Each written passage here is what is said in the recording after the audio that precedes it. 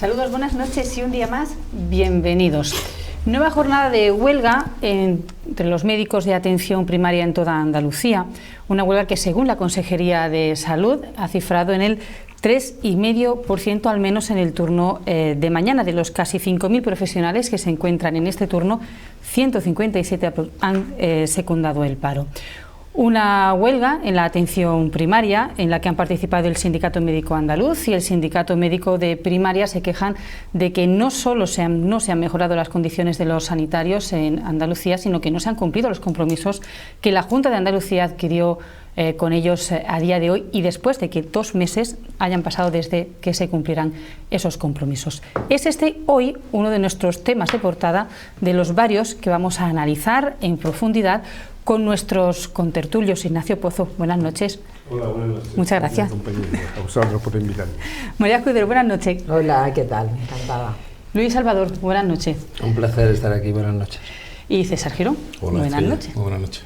Bueno, pues ahí está sobre la mesa una situación que parece que no se soluciona, compromisos que parece que no se han cumplido, nueva jornada de huelga, y no sé si os llama la atención que el seguimiento haya sido tan escaso, según datos de la Junta de Andalucía que ha enviado, son datos oficiales que envía la Junta, no tenemos los datos de los convocantes de este paro.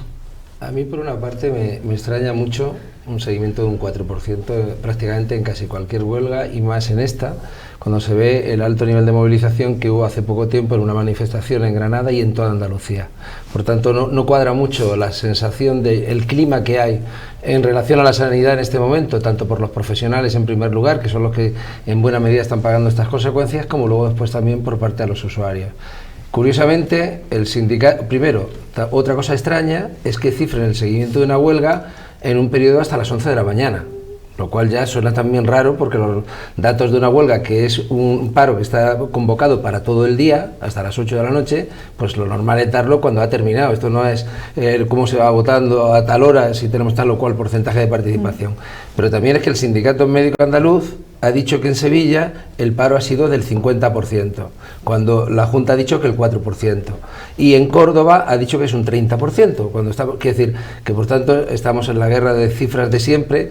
Yo creo que lo verdaderamente importante no es el dato de cuántos médicos han seguido la convocatoria de huelga, que seguramente serán muchos más de los que dice la Junta, sino la situación real que tiene la atención primaria, que en este momento, por primera vez en muchísimo tiempo, yo creo que hay una conciencia colectiva global de que hay un problema serio, y los primeros que están soportando ese problema son los profesionales. Bueno, yo creo en las huelgas, como en las elecciones, los datos electorales, siempre hay sus máximos y sus mínimos. Lógicamente, si la Junta ha dicho en este caso que es un 5%, un 4 y pico por ciento, bueno, quizá a esa hora sí fuera esa realidad. La sanidad es una cosa que a la gente es muy de uso electoral, y más en una fase preelectoral como la que estamos, utilizarla en contra del otro. Evidentemente faltan médicos, eso nadie lo cuestiona, y cuando faltan médicos, la culpa es de la administración, que no convoca las plazas médicos, oportunas. enfermeras, vale, médicos, enfermeras, etcétera, pero que en este caso incluso puede ser de la administración central, no de la Junta de Andalucía, en este caso autónoma, o de una comunidad autónoma, como ha pasado en Madrid, en el que la convocatoria viene vía presupuesto general del Estado y vía MIR. ¿Por qué despidieron 8.000 y después podían contratarlos? Bueno, porque son temporales, suenan temporales, y estaban en una pandemia, y evidentemente se hicieron en la pandemia un montón. Pero quiere decir que lo decidía la Junta, si los sí, pero que en una pandemia, en una crisis de tipo sanitario como la que había, evidentemente la propia legislación faculta para tener esa potestad las comunidades autónomas de poder contratar y no contratar, y además se hicieron una cantidad, y les dio dinero para que pudieran contratar, y se hicieron efectivamente, y se hicieron una cantidad pues grande, pues evidentemente porque estamos en la pandemia. Esto de tirar la piedra a ver si cae a mi lado porque tengo unas elecciones a un mes vista. Bueno, si ha habido 157 médicos en huelga o han hecho huelga legal a las 11 de la mañana, de 4.700, no creo que sea un tema que incida, y que efectivamente, pues si los propios sindicatos no han dicho absolutamente nada al respecto, Han dicho que el 50%. Sí, pero lo han dicho cuando tampoco tenían los datos ellos. O sea que estamos en un ten con ten. Que sí, que la sanidad es una cosa muy, evidentemente, muy al uso de todos los ciudadanos y es un punto de inflexión de cara a unas elecciones, pero yo creo que es más la presión de cara a las elecciones que vienen y de forzar un acuerdo económico siempre, en este caso, siempre económico, no es de mejora de mejora de instalaciones o de mejora de usos o de mejora de cualquier tipo de facultades médicas que tiene, sino simplemente un tema económico. Entonces, bueno, pues se repetirá la semana que viene, se repetirá la siguiente, hasta que pasen las elecciones, llegará a un acuerdo o no llegará a un acuerdo y se quedará ahí, como suele pasar en estas cosas, en punto muerto. María. Sí, me gustaría decir alguna cosa. A ver, yo no creo que el tema de la sanidad sea un asunto económico. En primer lugar, quisiera, no, yo no he dicho que sea económico. quisiera yo digo decir que en este caso la huelga... Quisiera decir bueno, que las competencias en materia sanitaria las tiene la Junta de Andalucía. Sí, pero de la son competencias no, autonómicas. Pero sí. no la de la contratación de funcionarios. Sí. En la convocatoria de funcionarios pactada, y oí a la ministra de Sanidad Arias decir que le habían ofrecido a la Junta que aumentara, estoy hablando de hace 3 meses, que aumentara el número de plazas MIR y se negó la Junta. Esto es así, porque hay datos y podemos tirar de hemeroteca. Eso por un lado. Por otro lado, el tema de que sea electoral, pues no sé, hace al menos un año, si no me baila mi memoria, que hay manifestaciones en Madrid, en Valladolid, en toda España con el tema de la atención primaria y en Andalucía especialmente, porque en Andalucía se han producido hechos, primero porque venimos precisamente de una asistencia sanitaria, de un modelo sanitario al andaluz que ha sido referencia internacional y ha ido cayendo en los últimos años, no voy a decir solo en los años del PP, quiero decir que ha ido, se ha ido desacreditando porque desgraciadamente se ha ido desmantelando ese servicio público que es de primerísima necesidad. Creo que eso no tenemos que discutir nada, y no es un asunto electoral, es un asunto de servicio público que se está desmantelando y que desde que está el Partido Popular y especialmente desde que está con mayoría absoluta se está desmantelando bien a las claras, porque no es extraño escuchar a un dirigente del Partido Popular, incluso a un responsable sanitario, pues que muy a las claritas dice que hay que privatizar ese servicio, y además de hecho se está privatizando. Hombre, oímos cosas diferentes por lo visto. Oímos cosas diferentes. La realidad es que los usuarios, perdona que estoy en uso de la palabra, la realidad es que los usuarios del servicio público sanitario tenemos una insatisfacción enorme y además no hay más que ver las listas de espera. Y luego, respecto de las cifras concretas de la huelga de hoy, pues yo creo que basta esperar, que supongo que las darán los datos de los sindicatos para contrastar un dato y otro. Pero esto no tiene, en este momento, de verdad, la única cosa que yo veo es que es una preocupación social de primera magnitud. Y eso es lo que creo que como contertulio nos debe interesar, más que las cifras concretas de un lado o de otro. Sí. Yo creo que la pregunta de Estrella iba por el tema de las cifras, de la guerra de cifras. Independientemente de que la huelga sea más justa o menos justa, yo también soy defensor del sistema público de salud de manera absoluta, y es verdad que últimamente no pasa sus mejores momentos. Pero por otra parte sí que es verdad decir, yo no tengo muy claro si ha sido una huelga o un paro, Es decir, porque es que depende de quién lo mida. A ver si alguna vez, como pasa en el sistema anglosajón, quien mide la huelga son entidades independientes, porque aquí cada uno arrima el agua a su sardina según le conviene. Yo he hecho huelgas parciales hace tiempo, decían una huelga de horas, porque es que la propia normativa, no la normativa, sino la interpretación del Tribunal Supremo, el Tribunal Constitucional ha puesto en manifiesto que las 2 primeras horas de huelga no se pagan. O sea, no se pagan, es decir, no se descuentan, en cuyo caso, no sé qué hora ha sido, a las 11 de la mañana, posiblemente se habrá habido el 50%, seguramente que sí. Posteriormente a las 11, pues posiblemente ya no, porque entre otras cosas las huelgas cuestan dinero, y un día de huelga cuesta bastante dinero, Y sobre todo para un sector donde hay mucha gente que está en precario. Me refiero a precarios que están eventuales en la contratación o simplemente temporales, en cuyo caso le afectan las cotizaciones, a los llamamientos y una serie de circunstancias. Por tanto, yo creo que guerra de cifras, por supuesto. A ver si alguna vez se ponen de acuerdo quién es el que da las cifras y contratan una entidad independiente o una agencia reguladora que sea la que pueda darlo. Y finalmente, bueno, pues la huelga, es posible que la izquierda esté perdiendo capacidad de movilización, pero lo que sí está claro es que algo está pasando con la sanidad a nivel estatal y, por supuesto, a nivel andaluz no me cabe ninguna duda. Hablemos de Sierra Nevada, después de esta pequeña comentario sobre la huelga. Hace unos días conocíamos la intención de la empresa que gestiona Cetursa de almacenar nieve en la sierra con la idea de garantizar que haya nieve al principio de la temporada de esquí en la temporada siguiente. Bueno, yo creo que esto no sorprende a nadie, nada más que hay que mirar la sierra para ver que estamos en abril y que hay la mitad de la nieve que suele haber cada año. O sea, la falta de lluvia, el calor es tremendo. Bueno, hoy es que hace un calor que hoy decían que bajaban las temperaturas y estamos asfixiados. Claro, la sierra está como está y se toma este tipo de medidas. El nevero artificial, digamos que podríamos llamarlo, prevé almacenar unos 15.000 metros cúbicos de nieve y garantizar que se mantenga al menos el 70% de ese volumen de cara a la siguiente temporada. Bueno, no sé qué os parece esta medida. Por lo pronto, Ecologistas en Acción alerta, o al menos dice que Cetursa carece de los permisos para almacenar toda esa nieve. Denuncia que, claro, si se va a almacenar o se va a producir con la falta de agua que hay y con la situación que tenemos, pues qué es lo que va a ocurrir ahí. No sé, ¿cómo lo veis? ¿Qué hacemos con...? Yo creo que el planteamiento inicial sería qué modelo de sierra el que queremos. Eso debería ser el primer planteamiento. Si se tiene que dedicar a un tema deportivo, que evidentemente es un motor económico para un sector importante de la hostelería como puede ser el de Granada, que mueve el 15% del Producto Interior Bruto, pues habrá que destinar recursos para mantener pues esa actividad, en este caso el esquí. 15.000 metros cúbicos, pues yo no soy muy de química ni biólogo, pero me parece que tampoco es tanto, ¿no?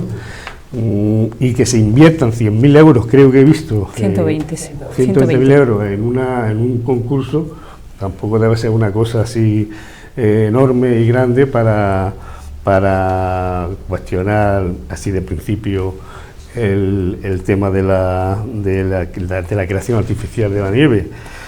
Bueno, si se puede guardar para tenerla preparada, porque evidentemente también hay que saber si esa nieve es que se pierde o no se pierde, porque si se pierde por filtraciones que no van a ningún sitio y se mete en una nevera así gigantesca, ¿no?, para guardar 15.000 metros cúbicos, pues me parece bien. Pero claro, el planteamiento es el que acabo de decir al principio. ¿Qué modelo de sierra queremos? Si queremos una sierra como está enfocada actualmente, o se quiere iniciar la explotación de una una sierra como un parque natural y un parque biológico, para biólogos y para estudios, que sería otra cuestión. Yo creo que es lo suficientemente grande la sierra para tener los dos planteamientos a la vez, y no son incompatibles unos con otros, siempre y cuando se preserve lo que es la ecología, se preserve la ecología y se mantenga la actividad ecológica, y que por otra parte es enorme de nuestra sierra. Independientemente de eso, lo cierto es que la temperatura cada vez sube más, lo cierto es que cada vez hay menos nieve. Entonces, claro, es que cuando uno se plantea qué modelo de sierra queremos, es que hay que tener en cuenta qué modelo de clima vamos a tener en un futuro. Yo no sé si merece la pena el esfuerzo que puede suponer almacenar esos poquitos 15.000 metros cúbicos que dices tú que... Yo recuerdo en el 95 que se suspendió un campeonato del mundo por falta de nieve y se celebró el año siguiente. O sea, yo creo que responde a distintas motivaciones. Que son cuestiones cíclicas o pueden ser cíclicas que no lo sabemos todavía. Hace unos días el Boletín Oficial de la Junta de Andalucía publicó la modificación del objeto social de Cetursa. Cetursa nace en los años 60, es una entidad en principio que nace por capital privado, después se va vinculando al ayuntamiento, la Junta de Andalucía tiene que hacerse cargo y tal a lo largo de 2 décadas fundamentalmente. Y nace especialmente, aparte por vinculación con la zona de especial desarrollo turístico de la Costa del Sol, que no se nos olvide, surge para la gestión de la actividad turística. Esa ha sido su misión. A mí lo que sí me resulta un poco extraño es que se modifique el objeto social hace unos días, que conozco que no ha estado exento de problemas, y ahora una plena se plantea el problema del agua. Cetursa no tenía por objeto la gestión del agua. La gestión del agua es una cuestión ecológica, corresponde al medio ambiente, corresponde a la entidad de medio ambiente correspondiente, la que sea, incluso al organismo de cuenca. Por tanto, me gustaría eso analizarlo no solo desde el punto de vista ecológico, sino desde el punto de vista de la finalidad. En segundo lugar, hombre, todas las inversiones que vengan a Sierra Nevada, bienvenidas sean. pero ¿para qué queremos la inversión? Es verdad que cada vez hay menos nieve, la nieve se queda 50 metros más alta cada año, no somos capaces de predecir a lo mejor lo que va a pasar el clima dentro de 2 semanas y sin embargo estamos prediciendo que no va a haber nieve, no lo sé, para eso están los expertos, pero yo creo que sí es necesario plantearse qué tipo de sierra queremos. Es decir, por ejemplo, de Guadalajara Sierra, que yo sé que tú debes de conocer bien el tema, pues ha planteado la recuperación del tranvía y que debe ser una apuesta decidida concretamente por Granada, como provincia, no solamente como Granada como capital, porque es que la sierra no solamente es para ir a patinar, es decir, y a esquiar. Yo he sido siempre una persona muy vinculada con la sierra, lo que menos lo he utilizado ha sido para esquiar, lo he utilizado mucho para el senderismo, y los deportes de montaña cada vez tienen más demanda en una sierra y en una latitud como la que estamos nosotros. Por tanto, yo creo que las inversiones en Sierra Nevada hay que plantearlas muy claramente. ¿Para qué son esas inversiones? Que sean inversiones finalistas. Y ojo, yo lo pongo sobre la mesa porque me parece que volveremos a hablar sobre el asunto. La modificación del objeto social de Cetursa no solamente responde a la posibilidad de cambiar las luces porque el Ayuntamiento de Monachil no sea caro. Yo creo que responde a algo más, ¿eh? Espero que este no sea el primer paso de algo que, bueno, pueda ser bien para no generar para el común, pero que pueda afectar a nuestras sierras. Por tanto, insisto, planteemos qué tipo de sierra queremos, porque ahora ha llegado otro equipo de gestión distinto, estos 3-4 últimos años, por parte de la Junta de Andalucía, y yo creo que Sierra Nevada, ni mejor ni peor gestionada, me da exactamente igual, netamente tiene otra finalidad distinta. Yo creo, me parece muy importante lo que acaba de decir César, porque, bueno, porque eso da que pensar, ¿no? Da que pensar, pero da que pensar en paralelo a que hoy mismo en Doñana, territorio andaluz, parque natural como Sierra Nevada, exactamente igual, bueno, está habiendo un problema muy grande porque además estamos incumpliendo directivas europeas, etcétera, etcétera.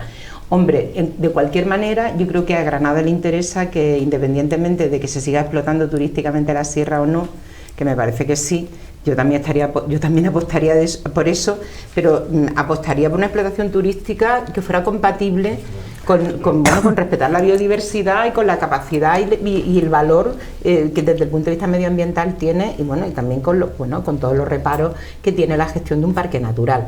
Respecto de lo concreto del almacén de nieve, que me pareció una cosa muy curiosa y he estado un poco indagando. Bueno, claro, también una piensa que cómo va a tener una nevera subterránea en el mes de agosto y cuando llegue el mes de noviembre la va a abrir y va a estar allí. No es en superficie, se trata de buscar un sitio subterránea, digo. No es superficie, es subterránea, además cubierta de paja, yo por lo que yo me he leído por ahí. Claro, y bueno, es curioso, pero es curioso, parece que pudiera ser más efectivo eso, pues en los Pirineos, en Candanchú creo que han hecho una experiencia similar, y también en los Alpes. Pero yo en Granada, ya sabemos la Calígula que nos cae aquí cuando nos cae, pues, bueno, el calor que no lo sé si técnicamente eso es sostenible. La verdad es que no lo sé. Bueno, yo creo que en la respuesta de los tres está prácticamente la realidad de este asunto, ¿no? Y en donde yo añadiría, en primer lugar, o sea, lo que se va a hacer, por lo que yo también he indagado, porque yo creo que es algo que tan novedoso que ni la propia Junta de Andalucía tiene claro si va a terminar resultando favorable o no y si va a dar resultado. O sea, de hecho se ha definido la experiencia, digamos, como experimental para ver si se puede, digamos, desarrollar, lo cual, por una parte, también la intencionalidad de hacerlo también me parece positiva, porque realmente, por una parte, podrán haber negacionistas o no, pero que hay cambio climático, eso está clarísimo, y lo estamos viendo cada año y con cifras concretas, o sea, tanto en el nivel de lluvia, tanto en el nivel de temperatura, tanto en los lugares donde se produce, y eso es algo que va teniendo una tendencia y que va afectando, y si nosotros queremos seguir manteniendo una sierra como la que tenemos en este momento y que sea una sierra en donde se pueda practicar el deporte de la nieve, pues evidentemente hay que intentar poner la imaginación al poder para intentar conseguir que eso salga adelante. Y no hacerlo de manera que solo se haga en Granada y que se perviertan, digamos, los resultados que se tienen que dar dentro de un parque natural, ni muchísimo menos. O sea, se está en este momento, parece ser, tomando experiencias que ya se han aplicado en otras estaciones y que han dado resultado. La duda es si en Granada, por las temperaturas que tiene nuestra sierra, pues va a ser capaz de provocar el mismo efecto y mantenerse la nieve o no. Que incluso en el concurso parece ser que la empresa que lo asuma tiene un porcentaje de pérdida que, pasado ese porcentaje, también perdería el dinero o sea, que iba a ganar con la inversión. Por tanto, me parece que es un tema experimental, eso abre y da pie a todo tipo de debates en este momento medioambientales, pero que yo creo que se trata exclusivamente en este momento concreto. Otra cosa, lo que ha dicho César, ¿no?, de la titularidad, de cambiar la titularidad del fin de Cetursa. Eso puede tener un trasfondo que solo conoce quien lo ha cambiado. Nosotros todavía nos faltan datos. Pero ¿no? ¿a dónde puede llegar? Porque César ha insinuado. No, ¿A dónde puede llegar ese cambio? ¿A dónde puede ir dirigido? Yo me refiero que... Porque una idea sí tendréis. Me explico. Perdona, Trey. Sí, tranquilo. Me explico. Cetursa es un ente, una empresa pública, mayoritariamente perteneciente a Andalucía, muy poco el Ayuntamiento de Granada y algo de inversión privada. Muy poco. Bueno, tú lo sabes perfectamente, tú estabas en el Consejo, ¿no? Y siempre se ha dedicado a la gestión del transporte, de la actividad turística y del transporte, vamos, lo que son los medios mecánicos. Hombre, de buena primera, con la argumentación de que es que Monachín no cumple, que tienen que celebrar determinados contratos que no están capacitados para hacerlo, se puede hacerlo, y hay muchas tensiones urbanísticas arriba en Sierra Nevada. Entonces, hombre, yo no digo que nazca para mal. Yo lo que digo que hay que ver, hay que estar vigilantes para qué nace. Vigilando, pero el objeto social, como tú bien sabes, es una potestad que tiene cualquier entidad mercantil. Bueno, siempre que no sea ilícito. Y objetos sociales. Siempre que no sea ilícito ilícito no, yo no hablo de que sea ilícito, digo que hay que estar vigilando. O sea, una actividad que tenga como existe, que sea exclusivamente dedicada a eso. Porque siempre cuando que cumpla esos requisitos puede tener la actividad y ampliar el objeto que quiera. Ahora, si ya es competencia esa ampliación de actividades que están reguladas por la administración, pues es que Cetursa no es un ente en sí mismo enteramente mercantil, porque es de capital público, con lo que forma parte del sector público.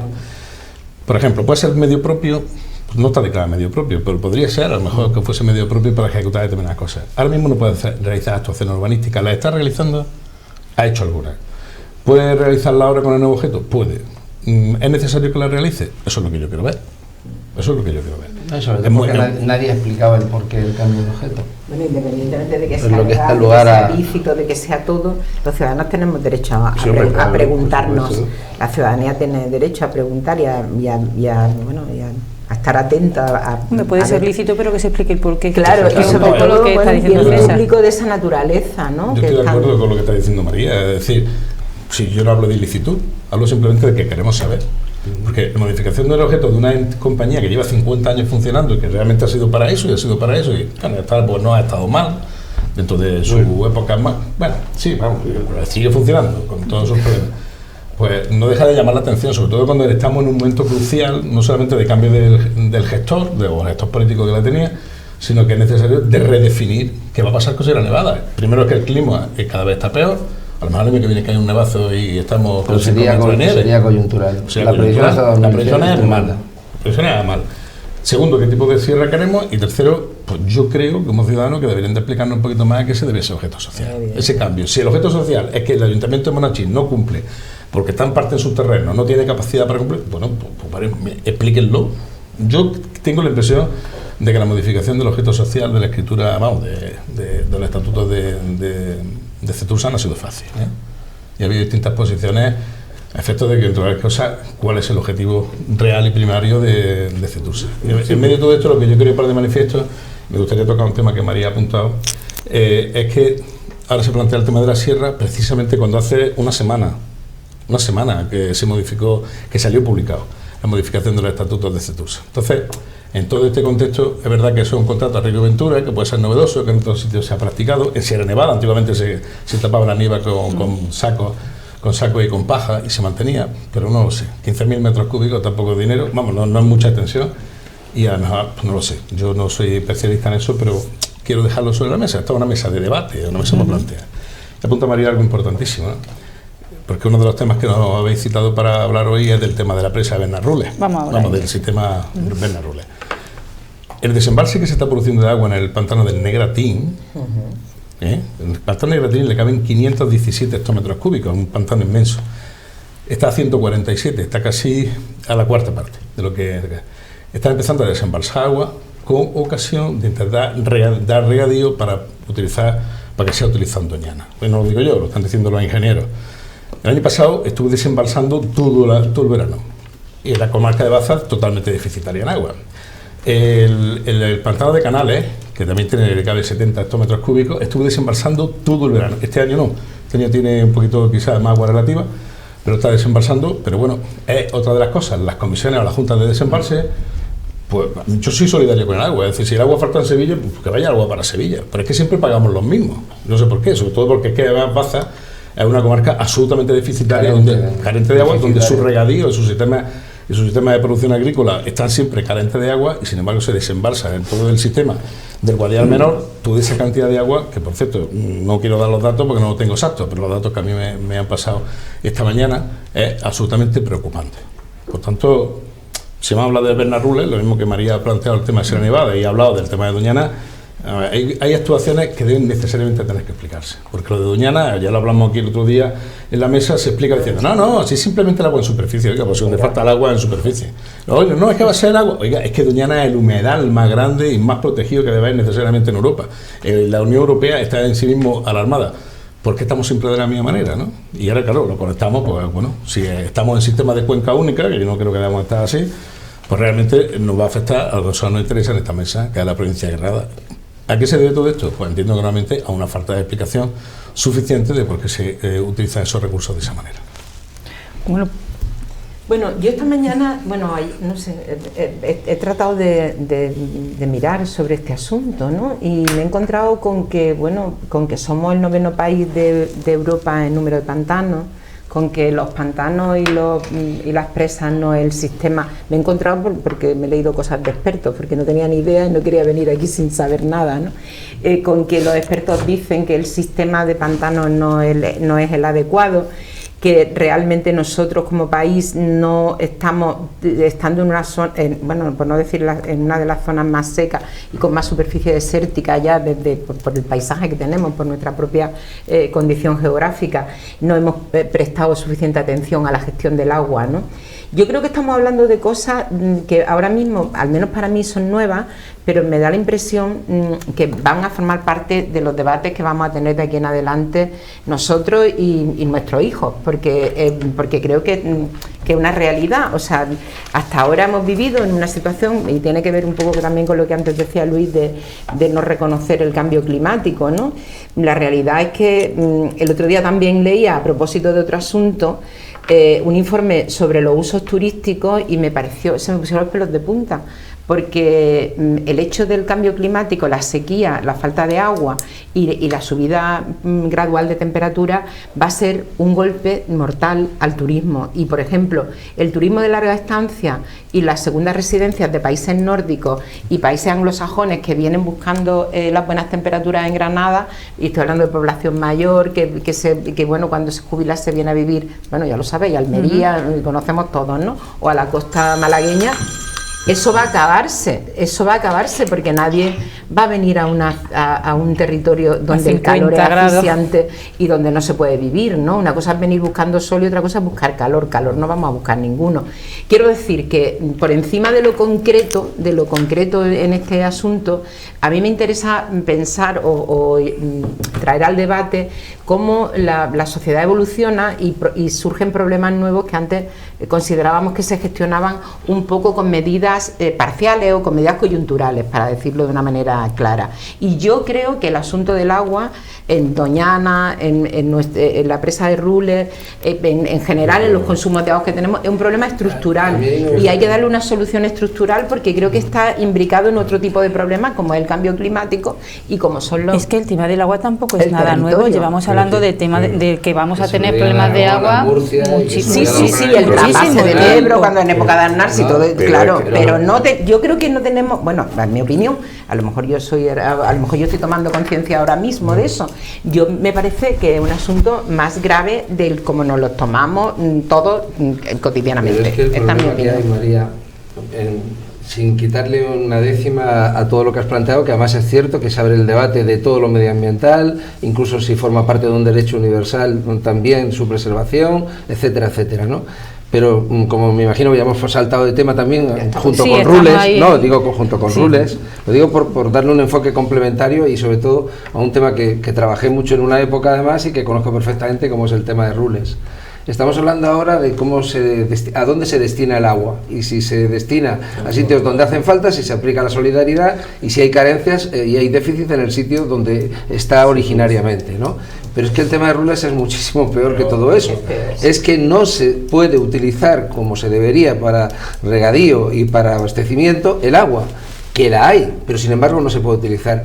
Y durante mucho tiempo esto era como un misterio de estos de Iker Jiménez, ¿no? O sea, ¿qué pasa con la presa de Rules? Hasta que, tirando mucho del hilo y llegando incluso a uno de los ingenieros que formó parte decisiva de su desarrollo, llegué a que cuando el momento en el que se hace la transferencia del agua a Andalucía, en ese momento lo que se hace... Sí, pero en ese momento se hizo un convenio. Sí, o sea, para las inversiones... Un poquito antes, Sí, pero se hizo con el objeto. O sea, sí, con el objeto, sí. ¿Vale? Y cuando se hizo ese convenio, en el primer convenio que se hizo, o sea, entre el Estado y Andalucía, figuraba una partida de 300 millones de euros para el convenio y figuraba la presa de Rules. A partir de ahí, el año siguiente, Rules ya no estaba en ese convenio, pero nadie dijo nada ni nadie se dio cuenta. En los siguientes años tampoco tuvo... En ese momento no, en ese momento Rules había desaparecido. No voy a que, entre otras, una de las cosas que ha sucedido es que no ha habido ningún granadino en la aplicación de cuál era la decisión que se hacía en las inversiones hidráulicas que hacía falta para el conjunto de Andalucía.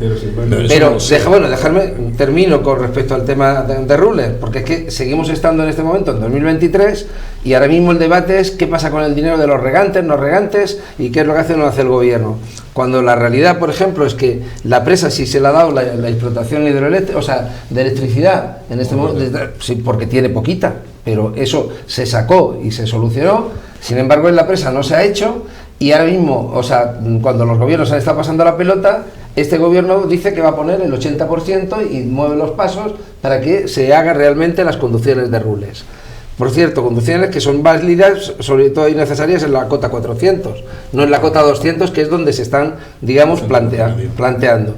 Pero cuando el gobierno dice que pone el 80%, la Junta de Andalucía, que siempre normalmente ha colaborado en los proyectos estratégicos para Andalucía, poniendo un porcentaje y ayudando desde que Manolo Chávez contribuyó a la llegada del AVE, pues poniendo una serie de vías, historias y tal, y tratando de avanzar, y ha habido siempre, o ha pasado con el acelerador de partículas, pues de repente se acuerda que el gobierno de España pone el 80%, los regantes ponen el 20%, pero que ese 20% ponen los regantes de Almería se ofrecían a poner el 100% si las conducciones llegaban a Almería, ¿vale? Lo digo total. Pero, y ahora el gobierno de la Junta se nos descuelga, que es lo que es el debate en este momento, que solo pone un 12 millones, que solo pone un 12%, perdón, de el dinero que tendrían que poner, el 50% de lo que tendrían que poner los regantes. Cuando lo normal es que la Junta de Andalucía asumiera definitivamente el 20% y inmediatamente, no, el 80% del gobierno y el 20%, ¿me entiendes? Sí, pero por la responsabilidad de a quien le corresponde hacer ese tipo de infraestructura sería el gobierno.